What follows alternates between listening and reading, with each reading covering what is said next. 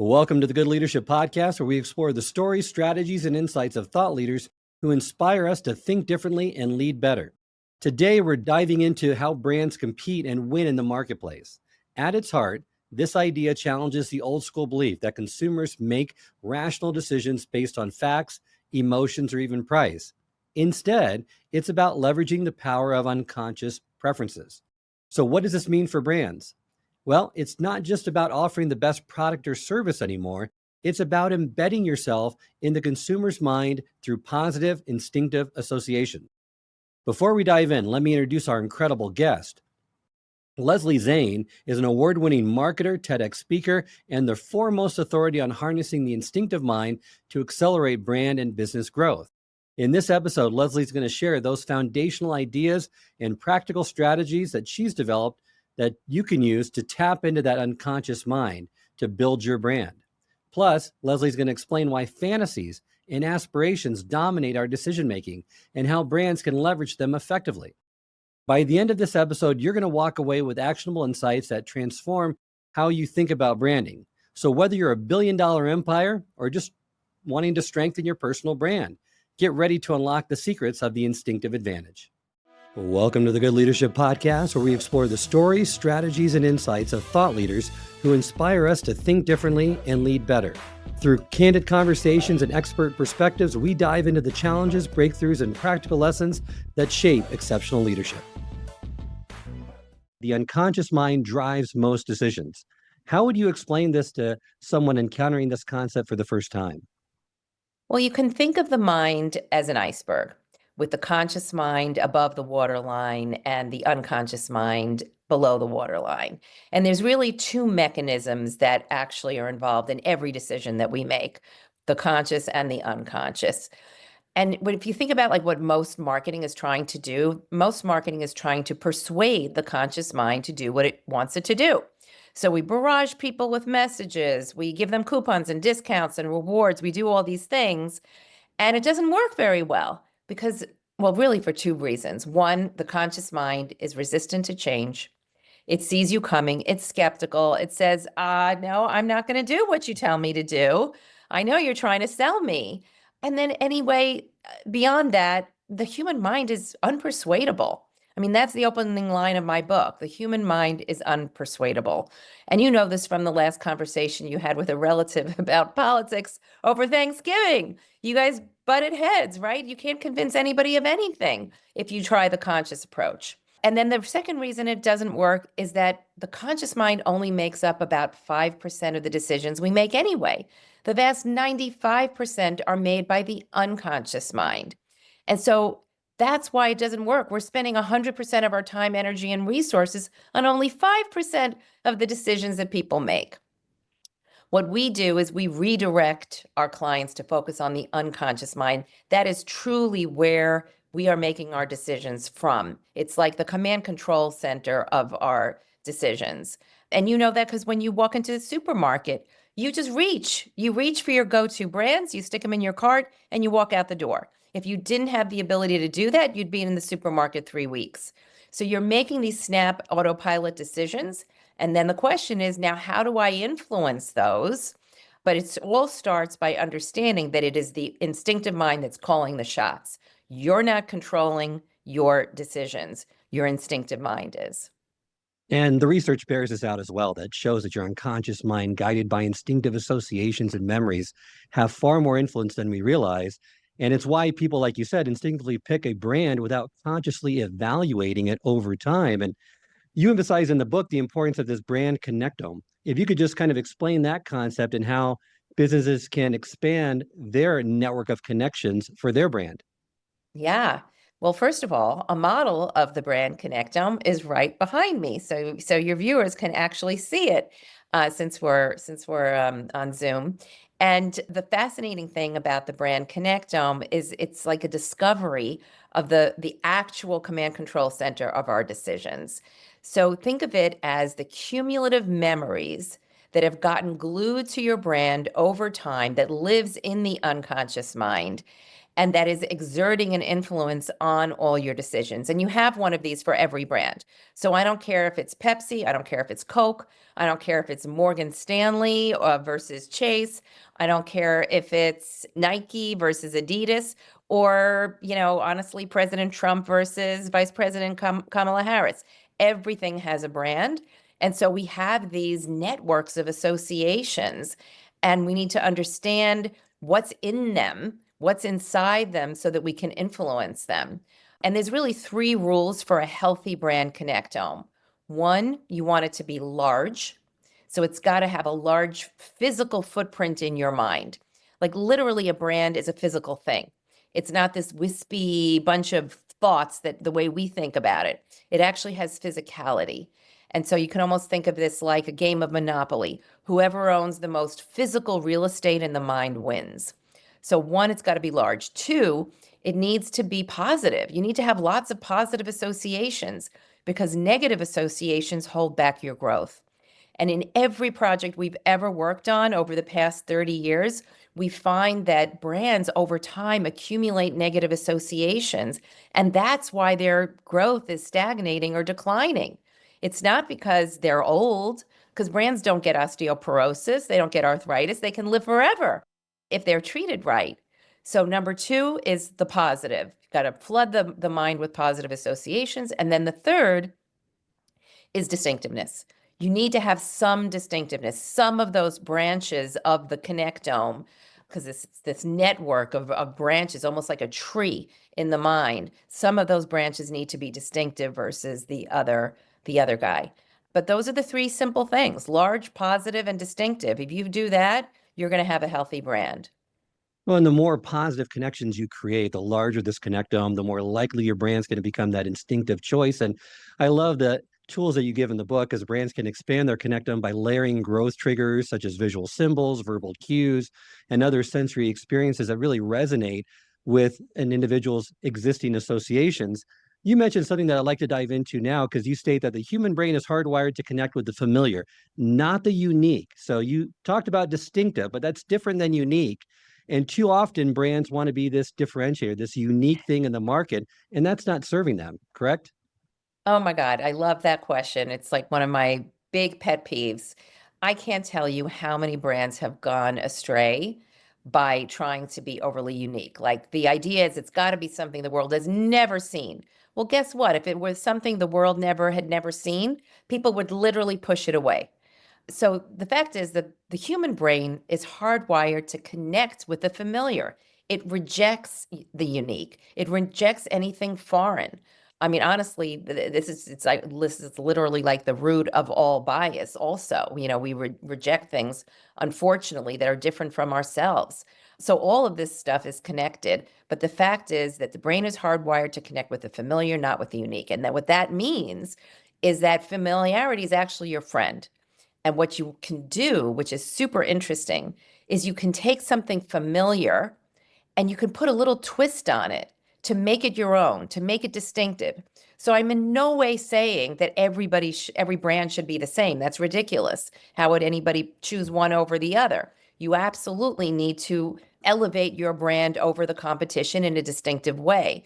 But I'm saying that probably the best way to do that is take something that people are somewhat familiar with and make it distinctive. So I, coach my clients to basically walk away from the word unique altogether. Like, let's just take that out of the language of marketing because it's not serving us well. And instead, let's use the word distinctive. Distinctive should be what we pursue. And familiarity breeds trust and comfort. And it's important, though, like you said, to add that distinctive twist. You give a great example in the book of Aquafina, uses stylized snow-capped mountain and a familiar image for a water bottle, but they made it distinctive by making it more abstract and unique to their brand, because this balances that familiarity with distinctiveness, which is what is optimal for market branding these days. A snow-capped mountain is a great example of a growth trigger.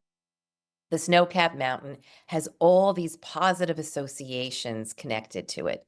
Pure, pristine, eco-friendly, natural, refreshing, cold, vacation, all these good things. And so the fact is that all those associations are baked into your mind already. You don't need to say any of them. You just show that little half-inch snow-capped mountain, and all of those associations rush in together with it. And so it's super efficient. And that's the power of a cognitive shortcut. So the definition of a growth trigger, which I talk about in my book, is a succinct code or cue that is just power packed with positive associations so that it acts as a supercharged shortcut. The mind already knows what Snowcap Mountain is. It has all these associations that come with it. So I don't need to say any of those things. So it's very efficient. You don't need a 30-second commercial. You just have, that tiny little mountain. And to your point, you can render it in a distinctive way so that it becomes specific to you, to your brand, which is what Aquafina did by creating this bigger peak and this smaller peak and the little wonderful orange sunrise right behind it. And it became a distinctive brand asset, actually, for the brand. And those DBAs are so important to have. You mentioned also that another entry in that market is Fiji water, very distinctive shape, a square bottle. It has this flower on it, but it's not one of the market leaders. It's just too unique. It doesn't have that distinctive twist to the familiarity that you're really looking for when you want to build that brand and get people to associate with it and build their positive associations of connections within their brain. Exactly. I mean, would you rather have a bottle of water from the Hawaiian Islands, with a flower, or would you rather have a bottle of water from the ice-capped, glaciers of, the North Pole? The problem was the flower was never a trigger in the category, whereas the snow-capped mountain is. And you mentioned too about negative perceptions. You give some great examples about McDonald's, but you also give a successful example of Heinz ketchup when the whole market was really kind of transitioning away from processed foods and wanting things more organic, more fresh. That in order to combat these negative perceptions about processed food, they emphasized the fresh tomatoes in their packaging and paired that with the tagline, "No one grows ketchup like Heinz." So they didn't validate these negative. They didn't rely on those or just kind of overemphasize those. They moved that discussion into something that, here's where we source these tomatoes from, and really trying to move that, hopefully, that negative perception of that brand into something that was more favorable for the market. And that the particular ad that you're talking about that I describe in the book is, imagine a bottle of Heinz ketchup in front of you, but now sliced up like a tomato. It's still the Heinz ketchup, it's still the same bottle, but it's literally sliced, and it even has that lovely little green stem at the top. And so suddenly your mind is like going back and forth between a fresh tomato and Heinz, fresh tomato and Heinz. Now you've just literally cemented a positive association about Heinz coming from fresh tomatoes that it didn't have before. The tomato becomes a metaphor for Heinz ketchup. And this tied the product to those positive associations of farm freshness, effectively shifting perceptions and really helping that brand out. Another counterintuitive idea that you argue against, that the old marketing way is no longer valid, is that you argue against the one big idea concept, and you advocate for layered messaging. A lot of brands think that they need to make their message simple and focus on one thing. How does layering messages lead to more significant brand salience and long-term loyalty, though? So the answer to that question is that if you think about what a brand really is, if I plant a seed in your mind, let's think of the brand as a seed, and I add lots of positive associations to it, then over time that seed is going to grow into a seedling, it's going to grow into a plant, it's going to start laying down roots, and little by little, that seedling is going to turn into a full-grown tree with a vast root system and canopy and leaves. So think about the brand as that seed stretching its way across your brain terrain.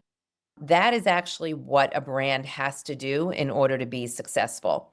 So now let's look at a tree that only has a single branch. How salient is that going to be in the mind? It's not going to be salient at all. It's going to disappear, right? The more connections, the more branches and leaves and roots that your brand has, the more touch points it has in your mind, the more it overtakes it, like that game of Monopoly. Whoever owns the most physical terrain wins. then it's going to be more salient in your mind and become the instinctive choice. So these two things are intricately connected. If you don't have many connections, many associations, stand for many things, you literally can't be chosen because you don't have any prominence in the mind. And the mind share reduces as a result for your brand. And you give a great example of Volvo. They are always known for safety, but they started layering other messages onto that safety message of technology, of luxury, so they can connect into different parts of the brain, increasing the salience for the brand and making that brand harder to forget. The only thing that we need to realize here is that this is literally totally counterintuitive to what every marketer and advertiser and agency person has ever been taught. They have all been taught to stand for one thing, that a brand can only stand for one thing at a time, that somehow the human brain can't grapple with more than that. But I'm explaining to you that that's actually not how the brain works. It feeds off of many connections, and that's the only way to gain that salience. So we're going to have to, change some people's minds about this principle because it's the opposite of what we've been taught. I completely agree with you about that. And there's many principles in the book that really go counter to what people have been taught in the marketing and branding space. Let's move into kind of learning from brand successes. And you mentioned a great example of this with Harry Potter as a standout example of an immersive brand world. And so there's other books, other famous, lines of books from Lord of the Rings to the C.S. Lewis books to all of these, but they've never had the success of Harry Potter. How can a business kind of create their version of the Harry Potter like ecosystem to dominate their market? But first, maybe just kind of unpack that Harry Potter example and why it's been so successful. I think the reason that Harry Potter has been so successful is that the world that it has created is a parallel world to our world. So it has, sororities and fraternities. Their version is the four houses. They have games like the Olympics. They have, the game of Snitch. Like everything that we have in our world, there is a Harry Potter equivalent. So it's again actually an example of sort of our current familiar world, but like on steroids and lifted up to a fantasy level. And I think that's why it's so exciting and so immersive. And when you do step into any one of the J.K. Rowling books, you feel like you are part of that world. You imagine yourself as part of it. It's really fun. And then you have all the offshoots, the Legos and the toys and the wands and the whole thing. So I think it's really captured people's imaginations. What I am challenging brands to do is to create their own brand world like that. There is no reason why a brand can't do the same thing. I know you're going to ask me for some examples of brands that have done a good job of this, and I'm going to be hard pressed to find many. I think I remember an ad that Tiffany once did where it brought its sort of blue and white diamond world to life. The actress kind of walked into this factory, but it was really less of a factory and more of a place where these wonderful fantasy creations were being made. That would be a great example of a brand world that kind of fits what the brand is all about and takes you someplace, fantastic. I think that every brand needs to think about having a consistent setting, a consistent environment, so that every time you see that ad happen, whether it's a print ad or a post or a social media post or a retail display or like wherever it is across every touch point, you would be experiencing the same setting. And speaking of successes, you highlight other brands that have built enormous kind of connectomes. Two that come to mind are Nike and M&M. And they really have been very good at doing that with, the sponsorship opportunities, sponsoring all these athletes Nike has from high school to college to the professionals. So they've built those touch points right in people's minds to make them kind of that default go-to category when they think of either athletic shoe wear or candy. No, I think that's exactly right. I mean, brands really need to be holistic. And if you think of each of those branches as delivering something specific, they need to have the benefit, they need to have the expertise, they need to have good values, which are some of the things that you're talking about, teamwork and sportsmanship in the case of a Nike. So it's really about being very well-rounded as a brand, almost just like a human, like a person. We can't be all one thing or all the other. We need to, and we are these diverse, these multidimensional beings, and brands need to be the same thing. When with Nike, I mean, they have multiple touch points in sports, fashion, even in our culture. But you mentioned, which I think is an important point to keep in mind, that you need to have new touch points all the time and expand this network of connections, but you also have to stay authentic to your core values, correct? So one of the, I would say, biggest mistakes that brands do is they either do like one thing or another. They either stay too rooted to their current DNA, which can make them feel old-fashioned or dated or old, or they say, let's just forget everything about the past and let's go be this new thing, in which case you kind of leave all your existing customers behind. So a really useful formula that we use at Triggers is keep, stop, add. Keep the positive associations you have that are helping you, that are present in the growth targets' minds as well as in your current users' minds. So you want to hold on to those. You don't want to lose them. And you really need to reintroduce your brand to new generations of people and not just assume that they know those things, those current associations. Stop the negative associations that are hurting you. Every brand, unless it's actually, I can't think of any brand that doesn't have some negative associations. If a brand didn't have any negative associations, then everybody would be using it. But that's not the case. And so negative associations hold back growth. You need to stop those immediately. And then you want to add these new associations that the growth target needs to come over. So keep, stop, add is a really good formula because it makes sure that you keep evolving and adding the new things that you need to in order to evolve and modernize. But you also don't want to forget your past. You want to hold on to your roots. That's what people most respect about some of these really great brands, that they've been around a long time. They've stood the test of time. They know what they're doing. They have advanced expertise. So keep, stop, add, I think is a great way to think about it because it'll make sure that you're not creating a revolution, but you're creating an evolution. How do you identify those negative associations? How do you get clear on what those are? Because sometimes they're hard to capture. I mean, you could make a misstep like with what Tropicana did with its packaging redesign when it removed its iconic orange with a straw, and they saw the resulting decline in profits. But hopefully, organizations, companies, and brands don't have to go down that path to learn that they need to keep certain positive associations and identify those negative ones. Yeah. Well, in the case of Tropicana, they created their own negative associations by walking away from the orange and the straw that was a really critical DBA for them that had all of these positive associations tied to it. This is basically like jamming a red and white straw into the orange and sucking the juice right out of the orange. It was a metaphor for what it would be like to drink a Tropicana orange juice. But what we typically find is that negative associations accumulate in the unconscious mind of the growth target. And nobody realizes this because they're not monitoring that unconscious mind. They're doing typical surveys that ask people, what do you like? What do you dislike? And they never really get down to those negative associations that can infiltrate your connectome and hold back growth. So in the case of McDonald's, which I talk about in the book, and this goes back like 10 years when the whole pink slime episode happened, but other brands as well. These negative associations accumulate. You have to get rid of them. And the way you find them out is by going to your growth target. Don't ask your current customers. Your current customers are pretty happy with you. They're rarely going to reveal what you really need to hear, which is the in-depth, implicit reasons that a growth target isn't coming your way, isn't buying your brand.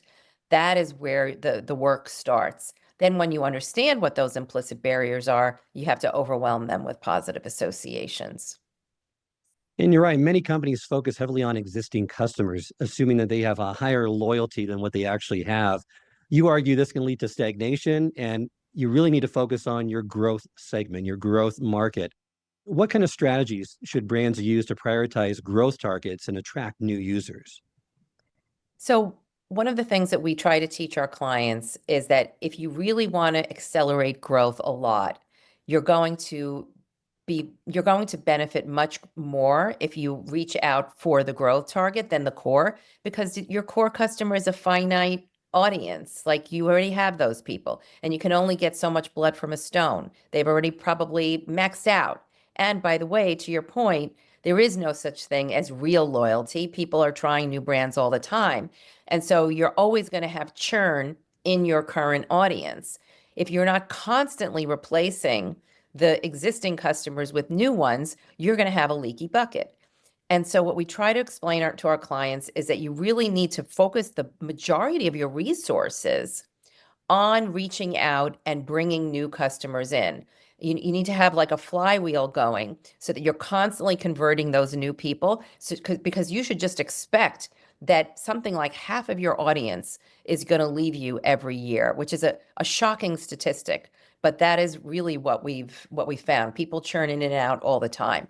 There really is no such thing as true loyalty.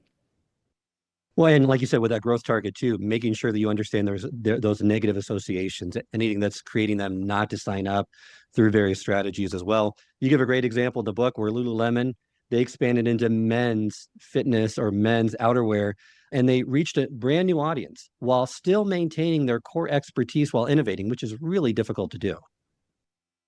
I think this is like one of the success stories out there, because I think most people would say that Lululemon was a female yoga pant company, right? And who would have ever thought?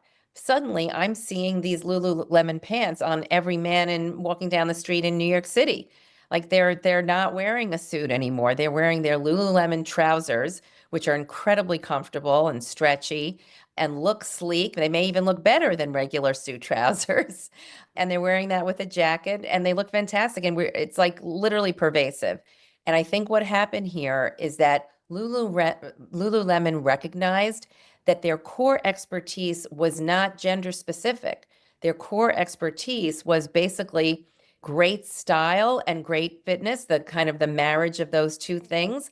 And so if you understand that the definition of who you are as a brand is not so much who you're for, who you target, but what you actually provide that you do better than anybody else, that you can give to everybody. You can give that to the world. There's no stopping you. And I think that was the brilliance of that strategy, that they didn't define themselves by a gender. They recognized that they were doing something bigger and more universally applicable. Because a lot of organizations and brands like to cut up their target audience into personas. And that's really not as valid as it once was, if it ever was. It's a lot of people share a lot of similarities across all these personas. So instead of allocating resources and spending time on identifying these personas and having unique marketing messages, you advocate for a more universal and kind of a generic approach that just target one audience and assume that they're probably going to be more similar than what you think. That's exactly right. So the way I think about it is that the notion of segmentation is asking the wrong question. The whole notion of segmentation is, how are customers different? And I'm saying, how does that help you as a business? Really, the question we need to be asking is, how are customers alike? Because if they're more alike, I can do the same thing for more people. Instead, we're slicing and dicing audiences into thousands of different pieces. And by the way, even the biggest companies in the world, they don't have time, energy, or resources to create different messages and different campaigns for different segments. So it becomes a waste of time, it fragments your resources, and it actually stops you from growing as efficiently as you could be. I'm not saying to be generic. What I'm saying is to find the ideal message and find that message that actually works for everybody, or as many people as possible. So at Triggers, we don't think about multiple segments. We say there's the people you have and the people you don't. And those are the two targets that we should be concerned about. And that works really well for them and enables them to create a much bigger business, because now that growth target is so much larger. You also mentioned, though, people's choices are often driven by fantasy. This, once again, kind of is counterintuitive. because a lot of the branding and marketing says it needs to be more realistic so they can relate to it. Why do unconscious fantasies dominate decision making? And really, how can brands identify and tap into these? So the fantasy is really something, again, that's unconscious. We're not even aware that we have these fantasies. But what I've typically seen in business, marketing, advertising is that we think that we need to create reality for consumers, that consumers want to see people like themselves. They want to see situations like their own homes. It's not true at all. Everybody wants that which is better. Everybody wants the ideal, the fantasy. I mean, think about your last Thanksgiving dinner. The memory of the turkey is not the half-eaten carcass sitting there on the plate and the dog, lapping up the bones.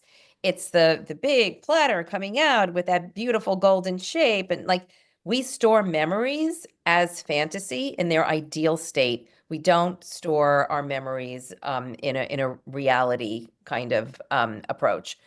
So what that means is that if I know that, if I know that people really wish for the fantasy, for the ideal, if I'm creating a brand or brand messaging or brand campaign or even branding, what I want to do is create a match between the consumer's fantasy and the brand. When I do that, the consumer is going to be totally drawn to it because it reflects their inner fantasy. And so I would say in everything that you do, always try to go for that ideal, not the reality. A great example of a brand that's done this really well is Modelo. Modelo has come out and it's created all this wonderful branding. First of all, they always show a glass bottle in their advertising with this beautiful golden seal. They have the beautiful crest with golden cursive lions and very emblematic and almost like a seal of quality. They have all these incredible premium cues. That's what has enabled Modelo to really overtake some of the biggest brands in the beer category. I mean, the entire beer category is declining, and Modelo has double-digit growth. How is it doing that? It's doing that by representing the fantasy of beer and the fantasy stories about people who have achieved the fighting spirit, all of these good things, and really overtaking the brands that have been probably approaching it with more of a reality kind of lens. Great example, because you're right. Our unconscious minds are naturally drawn to those idealized versions of reality, whether it's the perfect morning, peak performance, maybe a dream home. But brands can identify these fantasies by studying, right, their audience's aspirations and aligning their message to evoke those ideals. Kind of like what you mentioned in the book with Gatorade connects to that unmatched athletic performance, or Zillow taps into the fantasy of a dream home. 100%. I mean, if you look at some of the greatest successes over the past 5 or 10 years, you will see that there is a strong thread of fantasy in all of them. And Zillow is a great example of that, and all of the home shows. I mean, people watch them one after another. They're on all day because that's what we wish for. That's what we connect with. We can't wait to find out how that house is going to be elevated. And can I do that too?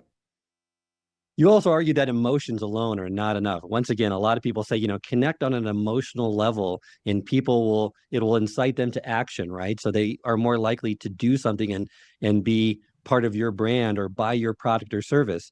Can you elaborate on this? Oh, this is another one. You're getting me with all of my pet peeves today. Yeah, so look, most of advertising and marketing has lived on the fantasy that emotion is what drives brands, but it doesn't. And that may seem the opposite of what I've been saying, but actually, emotion and instinct are two completely different things. So the premise is, or the belief in marketing is, that if I use humor, if I make people laugh, if I make people cry, if I show a wistful ad, like all that emotion is going to make people buy my brand. And the fact is, emotion goes in one ear and out the other. It just doesn't stick. The only thing that sticks is sticky assets like distinctive brand assets, image triggers, verbal triggers, things like that. So, what we need to understand is that what we want to do is reach people's instincts and use these cognitive shortcuts. But emotion, if you just sell emotion with your brand, you're basically taking the emotional benefit away from the consumer. You're saying, you will feel this way, you will love my brand. That emotion has to be the outcome, but not the input. Communicating emotion really doesn't do anything to sell people on why they should buy your brand. Well, and you also mentioned too in the book that a lot of brands, there's no life cycle, kind of like what we touched upon before. They're immortal. Walmart is kind of the Rocky Balboa, you say, of retail, right? Because it's taken enough punches to face, to not be around anymore. Though throughout its existence, whether it's legal troubles, recessions, it's come out unscathed because it's proactively adjusting by creating continuous improvements, by operationalizing these quick solutions for customers and making sure that they handle those problems. Talk to me a little bit more about that because a lot of people say, there's these growth cycles in a company, and once they reach that mature level, it's all downhill from there. Well, if you think about the typical growth curve that you kind of learn in business school, it kind of looks like a bell, right? And so you have this period of rapid growth when you're gaining distribution, and then little by little, the idea is that as you crest that peak, that your brand kind of enters the maturity stage, and little by little, its growth has to, go down, and eventually your brand has to, I don't know, go to the big brand cemetery in the sky. So that's a graph where, you've got revenue growth on the y-axis and time on the x-axis. And so the idea is it's gotta, intrinsically, it's gotta decline over time. What we would say is that this is a misinterpretation of the facts. The fact is that while it looks like the brand is declining over time as it gets mature, what's really happening is that the brand is accumulating negative associations over time. And so we've had tremendous success in being able to add a lot of positive associations at that point, just where it's starting to slow down, and breathe new life into the brand to give it a whole new wave of growth, so that instead of going like this, the brand curve goes like that. And that's just a really great example of some of these myths that we have in marketing, that a brand gets old, it enters its maturity cycle, its growth has to go down. It's not that at all. It's the accumulation of negative associations have entered your connectome, and if you're not actively getting rid of them the way Walmart does, constantly evolving, constantly adding new associations. If a brand is not constantly growing in the mind, it is declining, it is stagnating. It's just like people. People have to constantly grow. Otherwise, we don't thrive. And so brands and people are very similar. I mean, you can really almost think of a brand as a living thing because it's either thriving or it's declining, it's contracting.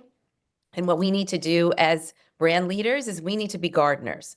We need to be taking really good care of our brand connectome so that we keep feeding it all the right positive associations. And if we do that, it can become a full grown tree and live forever. Before we end, just like to get into just one more topic, and that's digital brand atrophy, because it's vital for businesses these days. They kind of go into all these social channels trying to be something different to everyone. But you say a healthy brand is a conversion brand. And when a brand starts its meaning to, or it's starts to have different meaning to different people, it stops being a brand, correct? This is one of the things that I really worry about in this digital era because we are seeing with our clients a lot of brand atrophy. Mm. And I think that one of the things that's happening is in the effort to constantly say something new in a 24/7, social world where we constantly have to put another post, another post, another post to keep, the level of conversation up. I think we start to diverge from the core principles of the brand and the core messages of the brand. And so we do start meaning different things to different people. And that's bad because if a brand means different things to different people, it stops being a brand. A brand has to be convergent. It has to mean the same thing to everybody. Sure, you can reach people in a different way, and find them where they are. But when we talk about what a brand stands for, it really should mean the same thing to everybody. And that is a big challenge in the digital era. And so what we need to do, I think, as marketers is just be particularly disciplined about the things that we're going to talk about, the things we aren't, and just always have this core that remains the same. Even if we're saying something different at Christmas time or different at Easter, there still needs to be those same core principles. And look and feel is another big part of it. Maintain those DBAs, make sure that they're consistent so that people stop losing the plot, essentially. I love that. So important. Before we wrap up, is there one key takeaway from our conversation today that you hope our listeners will gain? I would just say, stop trying to persuade the conscious mind. It's exhausting. It doesn't work. It's really hard. You can't convince anybody of anything. But instinct is really the future of marketing. And I think the more that people understand that we can harness that instinctive mind, you'll understand that you really are capable of doing anything and having much more rapid success with any brand initiative that you're working on. Well, thank you, Leslie, for your time today. Remind our listeners how they can get in contact with you and learn more about your work. You can contact us at triggers.com. You can contact me specifically at Leslie Zane on LinkedIn. You can also buy my book, The Power of Instinct, on Amazon. The Power of Instinct, The New Rules of Persuasion in Business and Life. And I'd love to hear from you. Thank you, Leslie, and thank all of you for joining us. Until next time, remember, it's not what you know, but what you do consistently that makes a difference. I hope this episode has provided you with valuable insights. If it has, I ask you to share it with someone who would also benefit from it. If you've been enjoying and gaining knowledge from this podcast, then subscribe to our YouTube channel where you can find all the previous episodes of the podcast and additional learning resources. You can also subscribe to the podcast on Apple or Spotify and leave up to a 5-star review.